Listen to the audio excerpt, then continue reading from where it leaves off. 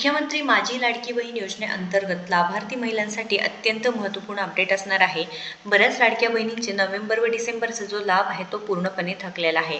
आता त्यासाठी पर्याय काय असणार आहे? लाडक्या बहिणींचे प्रश्न आहेत की आमचे हप्ते नक्की चालू होतील का नाही?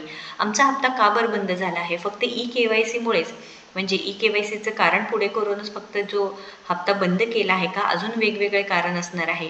आता लाडक्या बहिणींनो लक्षात घ्या, वेगवेगळे कारण असणार आहे. कारण तुमचे 1500 रुपये बंद होण्यासाठी फक्त KYCच कारणीभूत असणार असं नाही. त्यामुळे कारण काय आहे ते नक्कीच समजून घ्या. KYC चुकली असेल, आता ते तुम्हाला माहिती की तुमची KYC चुकली आहे, त्याच्यामुळे तुमचा हप्ता बंद झालेला आहे. परंतु आता जे नवीन अपडेटनुसार महिला व बालविकास विभाग प्रकल्प अधिकारी यांच्याकडे जेव्हा आपलं बोलणं झालं त्यावेळेस त्यांनी वेगवेगळी ते कारण आपल्यासमोर देण्यात आलेलं आहे. महिला व बालविकास विभाग प्रकल्प अधिकारी यांच्याकडून माहिती मिळालेली आहे, अपडेट मिळाली आहे. लाखो लाडक्या बहिणींची जी काही हप्ता आहे या कारणामुळे सुद्धा बंद झालेले आहेत. तर आपण ते कारण बघून घेऊया. पहिल्यांदा तुम्ही पाहू शकता KYC चुकली आहे, जो प्रश्नांचा गोंधळ आहे. लक्षात घ्या, प्रश्नांचा गोंधळ म्हणजे काय?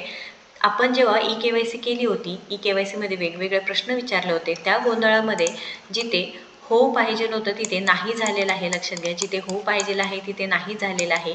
त्याच्यामुळे सुद्धा असं होऊ शकतं की तुमचा जो हप्ता आहे ते बंद होऊ शकतं. म्हणजेच काय, KYCतील चुकीमुळे लाखो किंवा हजारो लाडक्या बहिणी लाभापासून वंचित राहिलेल्या आहेत. आणि काय झालेलं आहे, त्यामध्ये कुटुंबात एकही शासकीय नोकरदार नसतानाही लाडक्या बहिणींचे अर्ज रद्द झालेले आहे. तुमच्या बाबतही असं झालं असेल तर नक्कीच कमेंट करून सांगायचं आहे. कारण लाडक्या बहिणींनी कमेंट केलेलं आहे, जेव्हा महिला व बालविकास विभाग प्रकल्प अधिकारी यांच्याकडे चौकशी केल्यानंतर, आता हे चौकशी करताना तुमचं काय पाहिजे आहे? आधार नंबर. तुमचा जो आधार नंबर आहे ते तिथे आधार नंबर टाकल्यानंतर सगळी माहिती स्क्रीनवरती येते, पूर्णपणे स्क्रीनवरती माहिती येते, ज्यामध्ये पूर्ण स्टेटस अपडेट सगळे जे कारण आहे ते लिस्ट वाईज असते. तर काय झालेलं आहे की कुटुंबात एकही शासकीय नसताना लाडक्या बहिणींचे अर्ज आहे ते रद्द झालेले आहेत. लक्षात घ्या, मुख्यमंत्री माझी लाडकी बहीण योजनेअंतर्गत जिल्ह्यातील सुमारे भरपूर आता हे बुलढाणा जिल्ह्यात 10% लाभार्थी महिलांचे अर्ज नामंजूर करण्यात आलेले आहे. तर तिथे कारण KYC मध्ये शासकीय नोकरदार असे नमूद केले आहेत. तर ही चूक तुमच्याकडून झाली असेल तर नक्कीच कमेंट करून सांगायचं आहे. दुसरी चूक म्हणजे दुसरं जे आहे कारण समोर आलं म्हणजे काय, नमो शेतकरी योजना किंवा कोणत्याही शेतकरी योजनेचा तुम्ही लाभ मिळवत आहे तर तुमचे पैसे बंद झालेले आहे, तुम्ही KYCच केलेली नाही. आता बरेच लाडक्या बहिणी म्हणत आहेत की आम्ही KYC करून सुद्धा आमचा हप्ता का बंद झालेला आहे. तर लाडक्या बहिणींनो, तुम्ही KYC केलेली आहे, पण त्यामध्ये पडताळणीची प्रक्रिया होती. KYC केल्यानंतर काय होतं की तिथे पूर्ण जे प्रश्न आहे ते चेक केले जातात. त्यानंतर तुमचे पती किंवा वडिलांचा आधार क्रमांक आहे ते चेक केलं जातं. त्यामध्ये तुम्ही जर या निकषांमध्ये बसत असाल, बघा, पात्रतामध्ये किंवा अपात्रतामध्ये बसत असाल तर तुम्हाला बाद केलं जाणार आहे. लक्षात घ्या, तुमचं उत्पन्न 2.5 लाखांपेक्षा जास्त आहे किंवा तुम्ही शासकीय कर्मचारी आहे किंवा तुमच्याकडे 4 चाकी वाहन आहे, हे सर्व आपल्याला नियम माहिती आहेत. तर त्यामध्ये तुम्ही जर असाल तर तुमचा हप्ता बंद झाला आहे. तुम्ही जर कोणत्याही म्हणजे काय तुम्ही पात्र असाल तर नक्की सांगायचं आहे. तुम्ही पात्र असून तुम्ही KYC केली असून सुद्धा हप्ता बंद झाला असेल तर तुमची चूक नाही, तुम्हाला पुन्हा एकदा संधी मिळायलाच पाहिजे आहे. त्यानंतर आहे बँक अकाउंट अचानक बंद होणे. आता बँक अकाउंट तुम्हाला आधीचा जो व्हिडिओ तुम्हाला दाखवलेलाच आहे, ज्यामध्ये बँक अकाउंट अचानकपणे बंद होतं तर तिथे बँक अकाउंट KYC करणे गरजेचं आहे. आधार सीडिंग आहे, स्टेटस इनॲक्टिव्ह होतं तर तिथे ॲक्टिव्ह करून घेणं गरजेचं आहे.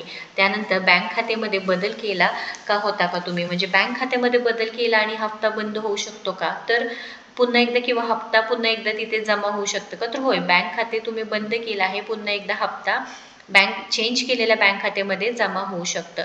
तर लक्षात घ्या, हे महत्त्वपूर्ण आहे. आधार लिंक आणि पण NPCI मॅपिंग आहे का ते सुद्धा तुम्हाला चेक करायचं आहे. ठीक आहे, NPCI मॅपिंग आहे का ते सुद्धा तुम्हाला चेक करायचं आहे. आता काय होतं की बँकेत तुम्ही गेला की म्हटलं की आधार सेडिंग स्टेटस ॲक्टिव्ह आहे, इनॲक्टिव्ह आहे, आमचं बँक अकाउंट अचानक बंद पडले, तर तिथं कारण दिलं जाईल की तुमचं ॲक्टिव्ह आहे. पण NPCI मॅपिंग हे वेगळं आहे. तर NPCI मॅपिंग बरोबर आहे का तिथं विचारायचं, NPCI मॅपिंग आहे का. जे आधार NPCI सर्व्हरला सीड किंवा मॅप असणं गरजेचं असतं, फक्त बँकेला आधार लिंक असणं पुरेसे नाही. त्याच्यामुळे ही गरज आहे. कारण DBT मार्फत, DBT म्हणजे काय, ऑनलाईन पद्धतीने तुमच्या खात्यामध्ये पैसे येतात. ठीक आहे, DBT मार्फत, डायरेक्ट बेनिफिट ट्रान्सफर मार्फत तुमच्या खात्यामध्ये जे काही NPCI वरती आहे ते पेमेंट होतं. लक्षात घ्या, DBT पेमेंट NPCI वरूनच जातो, त्यामुळे NPCI इनॅक्टिव्ह असेल तर पैसे परत जातात. लाडक्या बहिणीनं खूप लाडक्या ज्या बहिणी आहेत त्यांचे पैसे वापस गेलेले आहेत. म्हणजेच काय, 1500 रुपये तुमच्या खात्यामध्ये जमा होता होता राहिले ते पुन्हा एकदा वापस गेले. म्हणजेच DBT पेमेंट NPCI वरूनच जातो, त्यामुळे NPCI इनॅक्टिव्ह असेल तर तुमचे पैसे परत एकदा जाणार आहेत, हे लक्षात घ्यायचं आहे. आता हे मेन कारणं झालेले आहेत.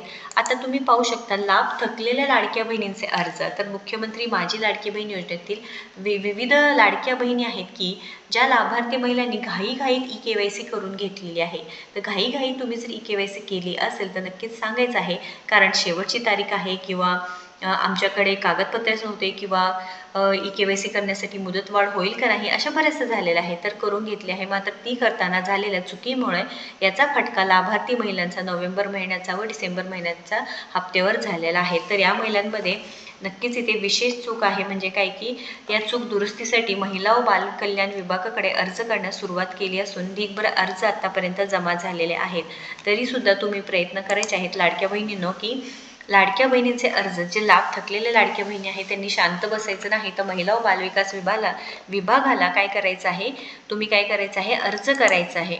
राज्य शासनाने 18 ते 65 वर्षातील महिलांसाठी मुख्यमंत्री ते 18 ते 65 नाही ते 21 वर्ष, 21 ते 65 वर्ष वयोगटातील पात्र महिलांना 1,500 रुपये देण्याचं वचन दिलं होतं. परंतु काय केलेलं आहे की त्यामध्ये आता जवळजवळ 50 लाख लाडक्या बहिणी डायरेक्ट यामधून अपात्र होण्याची भीती दाखवली जात आहे. कारण का की EKYCची चूक आहे. हे जे कारणं आहेत ना, हे समोर करून आता लाडक्या बहिणींना अपात्र करण्यात आलं आहे. पण आपण थांबायचं नाही. आम्हाला काय करायचं आहे, EKYC करण्यासाठी पुन्हा एकदा आम्हाला मुदतवाढ करून द्या, काहीतरी ऑप्शन करून द्या की जेणेकरून आमचा हप्ता चालू होईल. तर लवकरात लवकर तुम्ही सुद्धा अर्ज करायचा आहे. तर विविध कारणांमुळे लाडकी बहीण योजना नक्कीच चर्चेत आहे. तर KYC लिंक सध्या बंद आहे, पण ही पूर्णपणे आम्हाला चालू करून द्या, जेणेकरून आम्हाला नक्कीच इथे पर्यायची जे चुकीचे जे काही पर्याय चुकीचे भरले होते त्याचा फटका आम्हाला बसला आहे. त्यामुळे नक्कीच इथे महिला व बालविकास अधिकारीने पुढे जाऊन जे काही लाडक्या बहिणींचे अर्ज आहे पुढे तुम्ही सबमिट केलं पाहिजे आहे. तर इथे वेगवेगळ्या लाडक्या बहिणी आहेत, वेगवेगळ्या कारणांमुळे हे झालेले आहेत, अपात्र झालेले आहेत. नक्कीच तुम्ही सांगायचं आहे की आपल्याला EKYC करण्यासाठी मुदतवाढ दिली पाहिजे आहे का नाही, पुन्हा एकदा संधी, चूक झालेली आहे ती सुधारण्यासाठी संधी दिली पाहिजे आहे. महत्त्वपूर्ण अपडेट आहे. तर लाडक्या बहिणींनो तुम्ही सुद्धा अर्ज करायला सुरुवात करा. हजारो संख्येने लाडक्या बहिणींनी जर आपण आवाज उठवला सोबतपणे तरच काहीतरी होऊ शकणार आहे. नाही तर आपलं पैसे 100% बंद होणार, ते कधीच चालू होणार नाही. त्यामुळे नक्कीच या व्हिडिओला जास्तीत जास्त तुमच्या मित्रमैत्रिणींपर्यंत शेअर करा, लाडक्या बहिणींपर्यंत शेअर करा, जेणेकरून त्यांनासुद्धा ही माहिती भेटेल व या कारणांमुळे EKYC कारण असेल किंवा बँक अकाउंटचं तुम्ही लवकरात लवकर काम करू शकता, जेणेकरून पुढील हप्ते तरी तुम्हाला मिळणार आहे. महत्त्वपूर्ण अपडेट शेअर करा व अशाच महत्त्वपूर्ण माहितीसाठी आपल्याला सबस्क्राईब करा. धन्यवाद.